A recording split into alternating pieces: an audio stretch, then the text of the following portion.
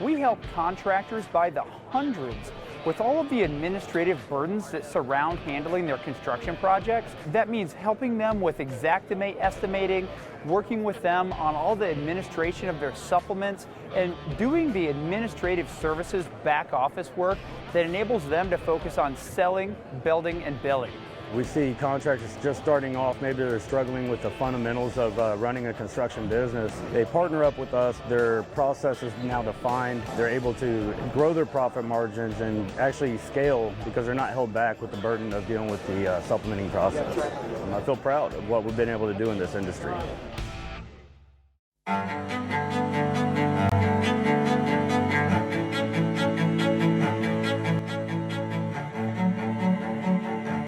This is Larry Bache with the Merlin Law Group, helping policyholders for more than 30 years. If you have a claim or your client has a claim that needs help, please feel free to call the Merlin Law Group because we are the true policyholder advocate. C3 was eager to help us, and even whenever we weren't giving them work, they were still eager to give advice. The things that they were putting out for the for changing from DMO to RFG and giving that to the industry and not charging anything for it, I thought was really cool. And that's stuff that I as a contractor appreciate. I'd recommend C3 to any contractor that's looking for a PA, especially if you're around Colorado. Great guys, man. I'm nothing but happy with the work they've done for us.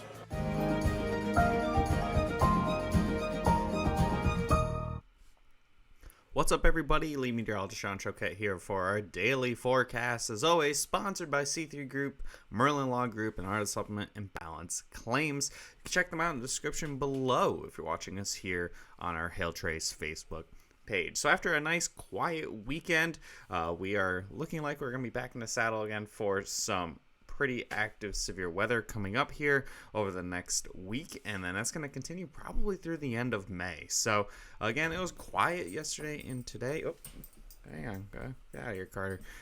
We have West Texas has a chance for some hail today and a small chance possible for tomorrow in the Dallas area. We could, and again, it looks like we're seeing an active pattern beginning on Wednesday, and that's going to continue through the remainder of the work week, and then likely going through the foreseeable future. So the rest of this week into this weekend, next week looks active, and then all the way through Memorial Day and possibly even well into June. So it looks like we're going to see quite a bit of activity here pushing forward. So make sure you go ahead, follow Derek on KOCO, his KOCO Storm Chaser page. There's going to be a lot of storm chasing opportunities starting this week in just Oklahoma itself, and then continuing through the remainder of the month. And a lot of our storm chasing will be featured on there. So go check out his page and follow KOCO, even if you're not in the Oklahoma City area. And so this is the forecast for today. We have a couple areas we're looking at here. The most significant threat of the chances is going to be here in Lubbock, Texas, and then also possibly over by Roswell, New Mexico. Some storms are going to form early this afternoon, a little bit after about 3 or 4 o'clock local time, and they could have hail up to golf ball size, again, especially in the most significant hatch zone that I have in the forecast here. Nothing too crazy, low chance overall. It's just Lubbock probably has a slightly higher low chance than, say, San Angelo or Abilene. Golf ball size hail is looking to be that maximum hail size potential for today, as we haven't had enough of the instability to return back to the plain states after we had that strong cold front move through the end of last week and led to the fairly quiet and cool weekend for Mother's Day. This is a city forecast for Lubbock here between 5 and 8 p.m. local time for Lubbock, Texas. Maximum hail size, again, about that golf ball size. Low chance for at least 1-inch hail, and then slightly lower chance for that golf ball size hail, or maybe even larger than that. I'm really not seeing much more than golf balls for today's chances. So here we go. This is for the wind risk. Again, we could see some gusty winds with this. Nothing too crazy. I don't even have a most significant zone highlighted. Again, that could just be some gusts up to 60 to 65 miles an hour with any strong outflow from any of these storms, but it's nothing looking too crazy compared to what we normally could see out in western Texas. Here's that future radar. You can see the storms form this afternoon. Fairly numerous in Mexico, but here in the United States, in Texas, it does form into not much of a hail producing line by the end of the run, so that's why we don't have the hail risk continue to push further east beyond about Abilene. So we'll be watching that carefully tonight, and then looking ahead to tomorrow, a little bit more interesting of a risk due to the fact that there's some major population in here. Low chance as of right now. It's kind of conditional to see how things play out tonight, but we have up to golf ball size hail possible, DFW down through Killeen, maybe Waco could see some hail here. Low chances right now, again, fairly conditional, so we gotta see what happens tonight and how it sets up stuff for tomorrow. But any isolated activity could see that golf ball size hail. Future radar for your Tuesday shows activity pushing out in the morning and then potential for some more activity forming in the afternoon. You can see towards the end of the run there. So something to keep an eye on, of course, for the Dallas area. I know a lot of questions have been asked if you guys are done, and the answer is no. We're about to see a lot more activity, so a lot more potential coming up here for the next few days. And looking ahead to the next few days, there's your risk for Wednesday. So what we're looking at right now for Wednesday, we could see quite a bit of severe weather in two different areas. So I think Oklahoma and Kansas, you're going to see a dry line form and firestorms off in the afternoon and evening hours. That could have some very large hail potential with it on Wednesday. The tornado risk is there, but I think the hail potential is going to be the real focus on this. So western Oklahoma, parts of Kansas could see hail upwards of that baseball size, even continuing down into Texas. So places like Abilene could see that large hail as well, maybe even Odessa and Midland. And then the second area, I know it's all highlighted in one blob here for looking ahead to Wednesday, is going to be along the warm front pushing to the north in the evening and overnight hours, and that could impact places like Kansas City and Omaha with large hail, as well as that warm front pushes north and provides that lift needed for storms there as well. So two different areas I'll be looking at. Why does it always look like shaped like a tornado?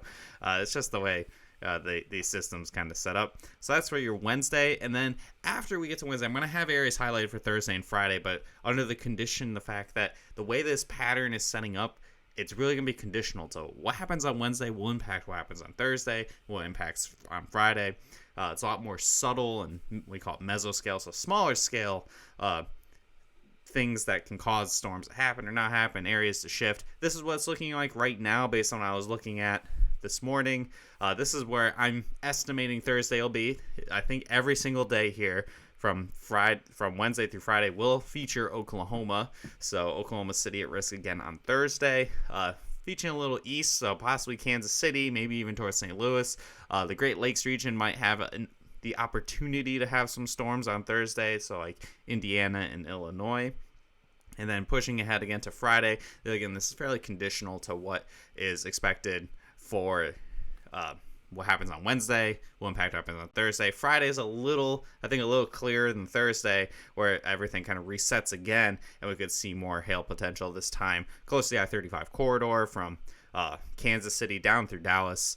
We could see some storms on Friday, and then that will even continue again on Saturday, Sunday, and then next week I think there could actually be something pretty big brewing for next week as well. So these aren't going to be crazy high end, like every single day is like a 300 hail report day or anything, but I think we could see a fair amount of activity through the next few days. And then yes, I think Colorado might actually turn on at some point as well, probably going into next week. So that's what we're looking at so far for the week. Subscribe to our YouTube channel, subscribe, do all that other crap that all the YouTubers say at the end, and follow us on Facebook, hit See First, so that way you don't miss any of our content, any of our live coverage, or forecast videos, or any other things we like to share, and Instagram and Twitter as well, simply at HailTrace. So, a lot to look forward to here. You don't want to miss any of our potential for storms. Today isn't exactly a high-end risk. Lubbock is probably the biggest population center at real risk for today. And then tomorrow, DFW. And then after that, I think we're going to see a lot of potential of a very active pattern coming up here. So you don't want to miss it. Give us a call, 855-334-4245. Any comments, questions, or concerns you may have. We need to set up a training, new to HailTrace, whatever it may be. Just give us a call. The number on the screen. Email us as well, info@hailtrace.com, or visit our website at hailtrace.com. You'll be seeing a lot of me coming up here. I think this past weekend was going to be the only real break that we're seeing for the time being. So make sure you follow our page and Don't miss any of our updates. We're doing these forecast videos every single day at 12 p.m. Central Time. So thanks for tuning in, and we'll see you guys tomorrow.